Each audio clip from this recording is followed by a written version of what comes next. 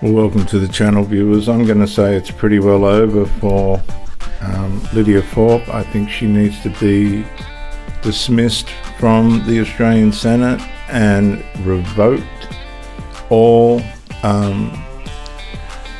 appointments related to her installation into the Senate need to be revoked. I don't think that she belongs there. I don't think that she honours her position.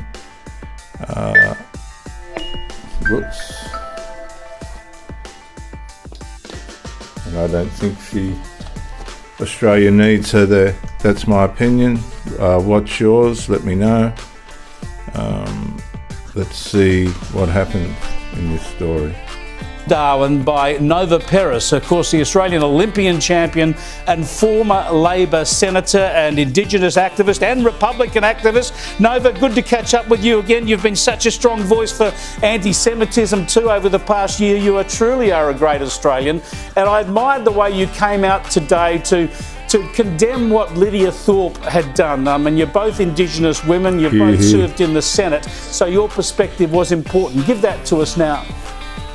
Yeah, I guess when you put your hand up to become a member of the Australian Parliament, you know that you are bound by rules and protocols, and the main one being that you swear allegiance to, when I was in there was the Queen and all her successors, now being King Charles, and that's what happened with Lydia. Lydia put her hand up and she went in on the Greens ticket. People voted for Lydia as a Green senator. Then she defected from the Greens and she's become a independent. And the behaviour yesterday was really, really not okay. And for her to be swearing in the Australian Parliament, F the colony and yelling at, for a treaty and all the rest of it as Charles, who effectively is a symbolic head of state for Australia. And you would know this also, Chris, that our, 1986 Australia Act actually effectively relinquished all our remaining constitutional ties between Australia and the United Kingdom. So, there's so many things to unpack yesterday around Lydia's behaviour, and I really felt sorry for that beautiful Auntie Violet Sheridan, who's a Ngambri Ngunnawal elder who welcomed wholeheartedly both Charles and Camilla to her country in Parliament House, and that was just, when she finished, it was, overtaken by Lydia's rant, and it's a sad indictment on an Australian parliamentarian in this country. You're so right. There was a wonderful welcome there, an Indigenous welcome, and then that's turned on its head by someone being unwelcoming and effectively rejecting people. But you make the critical point. You're a Republican. There are a lot of politicians in our federal parliament and our state parliaments who are Republican, but they're mature enough to think they swear allegiance to the Crown. This is the current system, and they'll show respect for the system and the institutions and the people at the top of that institution, while they can work through normal democratic means to change that if they like over time. But you've got to have respect for the system if you sign up to it. You do. You absolutely do. And if someone comes yelling and shouting at you, the first thing you're going to do is retract. You're not going to want to have it, engage in that conversation. And, you're aware that I was also a co-chair of the Australian Republican movement, which I left earlier on this year.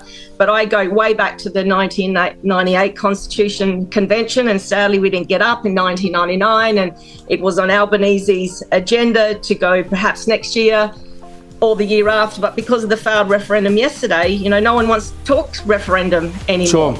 But what I'm sort of saying in all of this is I also want to make an important sort of connection to this, where in 2021, Charles, whilst the Queen was still alive, he represented her in Rwanda at the Commonwealth Heads of State meeting, and he actually acknowledged, his mother was ill, but he actually acknowledged that his institution that runs deep into the most painful period of our history. Now, we all know the impact of colonisation on all Commonwealth countries, but we can't change the past, Chris. And, I wrote a letter with 14 other Commonwealth countries who still come under the British monarchy, asking him to acknowledge that, and you do that in a respectful way. But also Lydia yesterday saying, give us back our what do you call it? The repatriation of whether it's human remains or sacred sites, all that sort of stuff. But we have an organisation, the Australian Institute of Aboriginal and Torres Strait Islander Studies, that's in the process of getting those things back. Yeah, all that stuff's being done sensibly. All the steps, absolutely. That's why I just want to get your thought. Well, Lydia Thorpe really represents no one. No one's actually voted for her even individually. She's only in the Senate because of the Greens.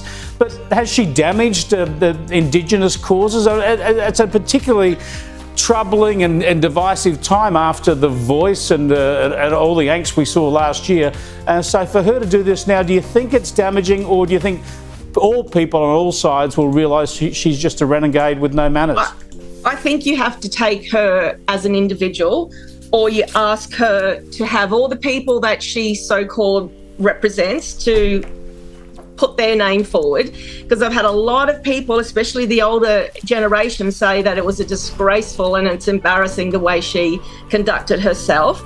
It's planets apart how Charles was acknowledged in 2018 when he came up to East Arnhem Land, and you had the traditional owners of that country, the Yolngu people, openly hearted, sat down and saw him as a leader of another country, sit down peacefully and talk with that mutual respect. And that's what great leaders can do. They can sit down and have these conversations.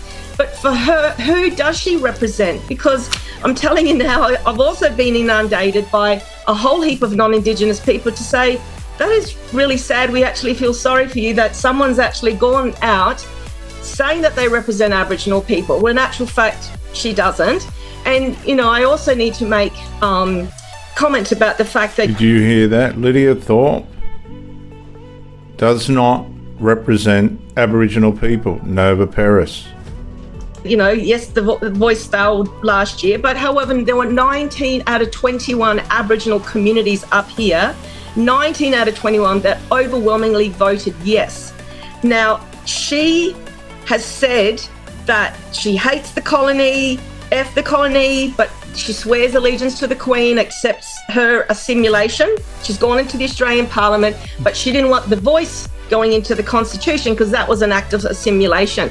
So which way is it? It's like we as Aboriginal people, we wanted to be recognised. We wanted our voice, but that didn't get up. But we still have a long way to go, and we cannot dismiss the amount of people that supported the Voice. But it is what it is, Chris. And, I long and pine for the day that we do become a republic, but that is a process that we as an Australian peoples, whether it's Indigenous and non-Indigenous and everyone who's come after, have to go to the polls and decide and shape this country. I reckon there's one referendum that we could get up in a canter now, and that's if we had a referendum to change the Constitution to boot Lydia Thorpe out and put you back in the Senate. That would fix this up a bit. Thanks so much for joining us, Nova.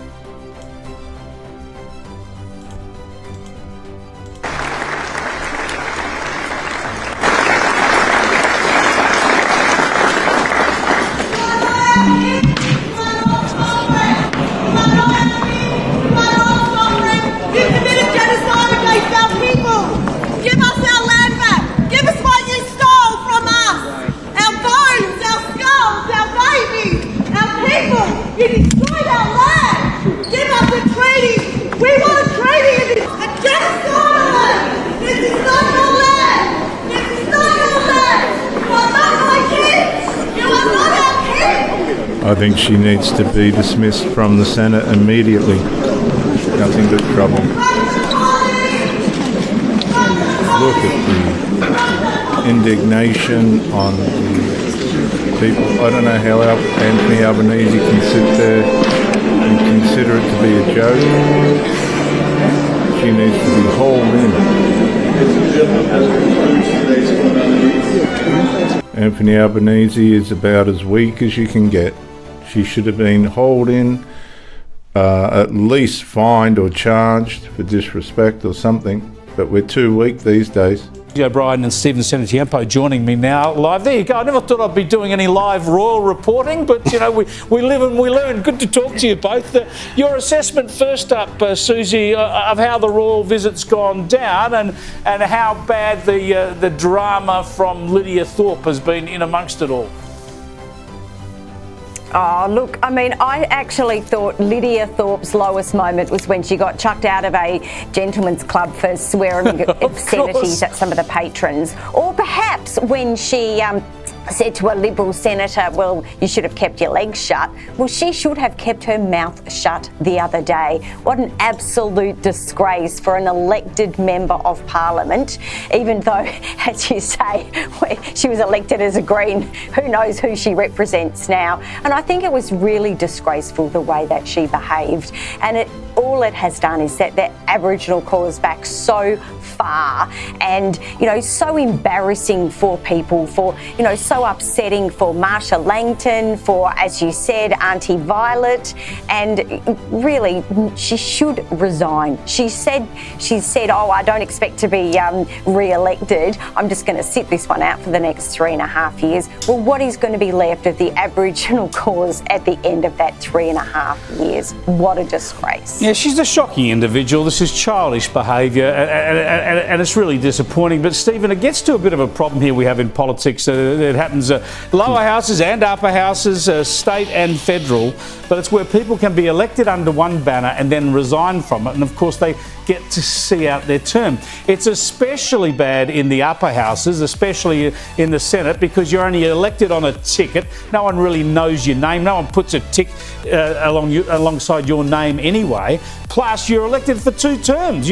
So 2 terms under the Greens ticket, which she shunted away. So it's so undemocratic. She's so unrepresentative. And we ought to look at changes where if you go away from the ticket that elected you, then you should have to leave and they should be able to replace you.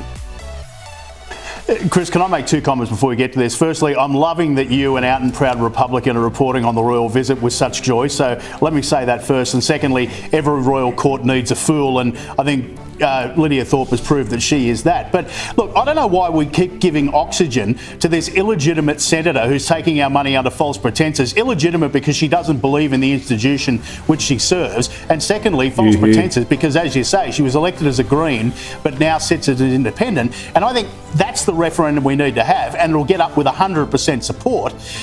But we've just got to stop giving her oxygen. That's exactly what she wants. And I just think it's extraordinary that you've got a whole bunch of Ngambri and Ngunnawal elders welcoming the King, and some clown from Victoria comes in and talks about the land being stolen. The elders from here in Canberra seem to be fine with it. I mean, seriously, we've just got to stop talking about it and stop giving her airtime, turn the cameras off, and then she might just go away silently.